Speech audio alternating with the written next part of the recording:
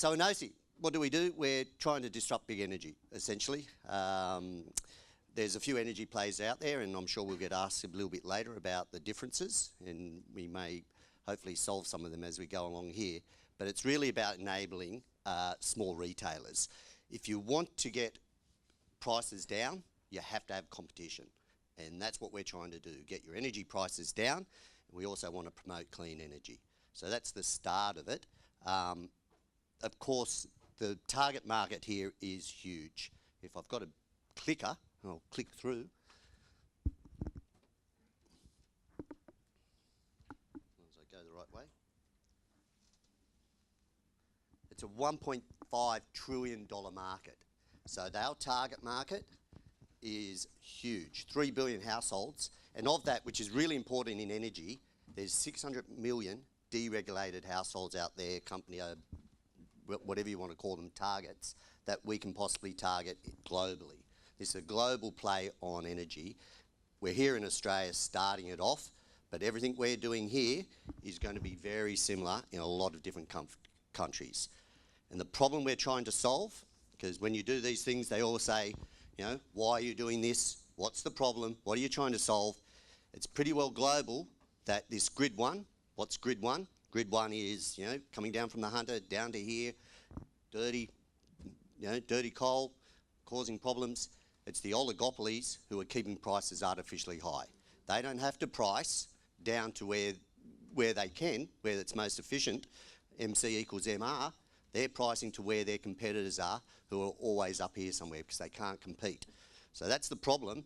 Where we want to get to is a solution where it's grid two, decentralised energy.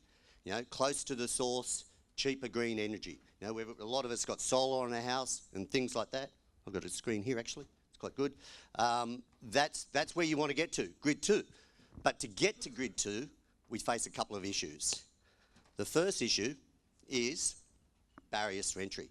As we've been talking about, it's really hard to compete against these guys. They've been around for ages, and there's all sorts of regulatory concerns, all sorts of trading on the wholesale market concerns. So the solution we came up with Block 8, and Steve Hoy, who I'll talk about later, the CEO, why don't we segregate it out? You know, we've seen this done in AFSL licenses, we've seen this done in a few places, where you can actually segregate the customer-facing components of an energy retailer business and their regulatory and wholesale hedging requirements. That means if we can solve the next issue, which is bureaucratic and archaic processes and systems, all of a sudden we can have a lot more retailers out there offering you a better product, a lot better service, and a better price. And that's the solution to it is, of course, blockchain. You know, while we're all here, blockchain and distributed ledger technologies. And they really do become the great enabler for this Grid 2.2 we're talking about. You know, cleaner, cheaper energy, and it's pretty straightforward. What we do with the OSI platform, following on from that, is of course, full suite retail energy operating system. And that's where we differ from most of the competitors, who are what we do in calling apps. We just say they're building apps. To actually get to where we want to get, you've got to build a full suite. Because those suites that are out there, those systems, everything else out there, are fairly chaotic, and they can't handle the new digital data, new digital age. So this solves our issue number one, which was, you know, enabling neo-retailers, because we're providing them with economies of scale. All of a sudden, they can start competing with them. And the next part, enabling our neo-retailers to get out there, well, that solves issue number two, as we said. And by having that, we actually solve the big problem. We're promoting Grid 2.0.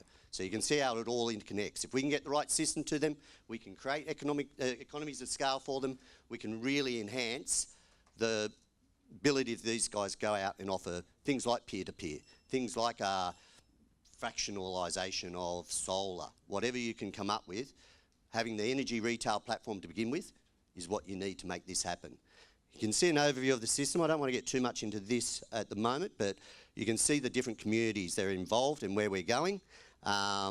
Importantly for us, this overs and unders, which is an energy term, that's what we're separating out, so that that can be netted across all our different neo-retailers, and then they can go and hedge that. One of the retail wholesale person can go hedge that on the market. And that's probably the biggest killer of a lot of the smaller retailers who start up, because you get massive spikes in energy and things like that happening. The neo-retailers, who are we actually talking about? Communities. This could be, we're doing one in freshwater at the moment. We're starting our freshwater one. You know, live example of what's happening. Probably include a few other areas in there. Small businesses, tech companies, you know, innovative tech companies, or innovators and energy revolutionaries. You know, there's all sorts of stuff. And one of our partners, which we'll come to very quickly, is California Clean Energy Fund. They've got like 90 different innovators across 21 countries. And so they're helping us expand globally to a large extent. This is, so when we talk about the neo-retailers, I'll just go over what we're actually offering them. Greater buying power, lower costs, etc., peer-to-peer, their ability to offer a better service, which includes, you know, any of your carbon trading, any of your financing options, any of your fractionalisation of solar or anything other play that you've seen out there in energy before. You know, and how do we make all this happen? Well, probably what you more want to hear about is token and token economics and stuff like that. You know, just a straight ERC20 token. The token works as glue. Energy is a perfect use case of blockchain, DLT, and token economics and use of a token. Especially the way we've done this here, we think we've made it as simple as it could possibly be. You know, no two coins, no nothing like that. Just a simple access token to use this software and get the benefits of the network. It's a deposit. You get most of it back if you leave the system. And it's a stake in the platform because of the way we're doing it, naturally low velocity, which is important for your token economics. And it's a Class A regulatory capital. And that goes to that wholesale trading we were talking about, which we think is a real game winner for a lot of these retailers to agree to do it, so that they can go in and say, actually, I'm trusting this guy. Because when we look at the system here, you've got to have skin in the game for your smart contracts. No point having a smart contract if nobody's got anything to lose. You've actually got to have something there to be part of it. So that's it. And then when we come to token economics, and when we have a look at the ICO that we're probably about to launch before too long for pre-sale, the token's very simple. Stake, deposit, wholesale buffer. It's the amount, it's a fixed amount of your energy bill. Pretty straightforward. You don't pay it as a consumer. The neo-retailer stakes it into the system. Now, whether they charge you up front for it, whether they're putting the money up there or not, is somewhat secondary. The consumer's not changing any of their behaviour to a large extent, okay? Which is important, again, when we start talking this whole digital, you know, currencies and things like that. How would people go? And for us, our economics is very simple. If we're doing, say, $1 billion worth of tokens, we've got, you know, 8 cents each. We can quickly work out that with 400,000 people using this system, 50% of our tokens are taken out of circulation. So can we get, the big question is, what's our strategy and can we get there? And this is putting the ICO market to one side, which is your FOMO, you're doing this, this and that, whatever else you do in that market, which of course we're going to do. You've got to do that to be part of the game here. That's all separate. So put that to one side. You can assume that's going to be done. We're working with Wolf Crypto, who have been absolutely brilliant, DCH, who are behind Phantom, and you know they had 150 odd million of demand for, you know, for their one there. So they know how to get these things out and how to create the right, you know, atmosphere for it to be sold. It's all about a global strategy. We're interested in real business. So that FOMO stuff we'll leave to the experts to put to one side. Yep, we'll do the roadshows. We'll do everything we need to do that. We'll make sure our token economics work. But 400K target in Australia, and when you see our partners and you can see that a neo-retailer, we only need a handful to get to that 400. It's a pretty small slice of the market. Importantly, California Clean Energy, I mentioned before, spearheading us into not just the US, but other states. But the big one for us is what's called Steve Hoy, CCA.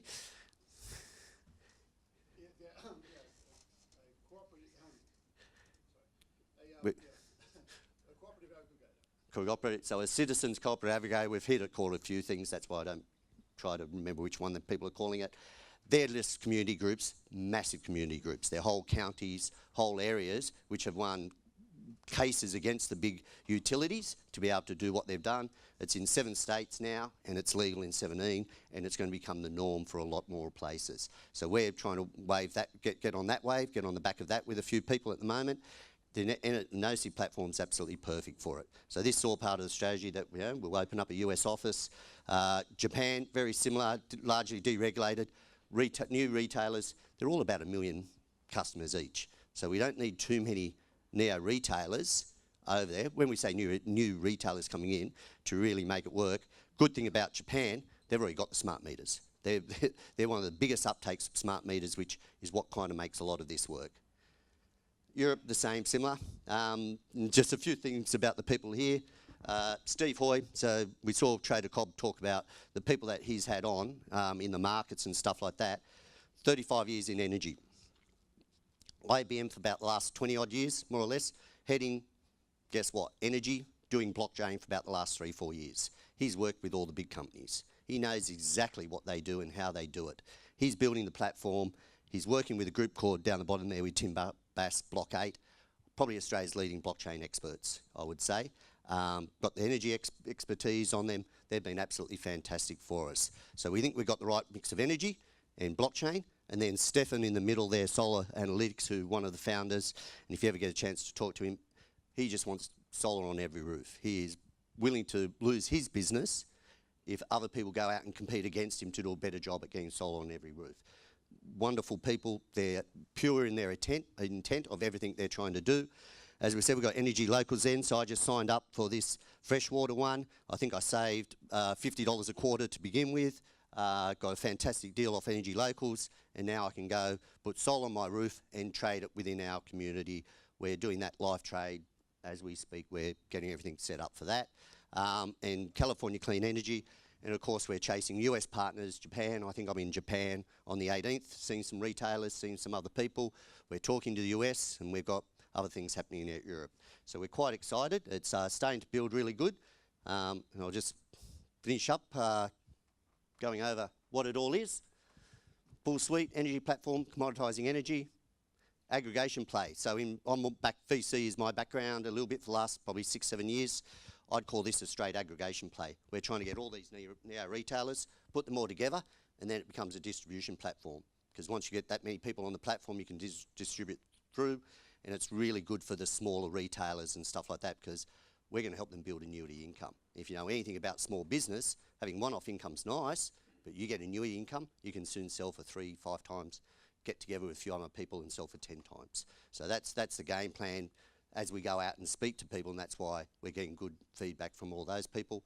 Global solution, Australia, US, Japan, and Europe, we're out there, we're talking. We're hopefully going to come through with a few more alliances. Simple token economics, and of course clean energy, decentralised, open source. We're non-for-profit. Somebody asked us on the chat the other day, what's that mean, non-for-profit? That's no good. No, it's fantastic.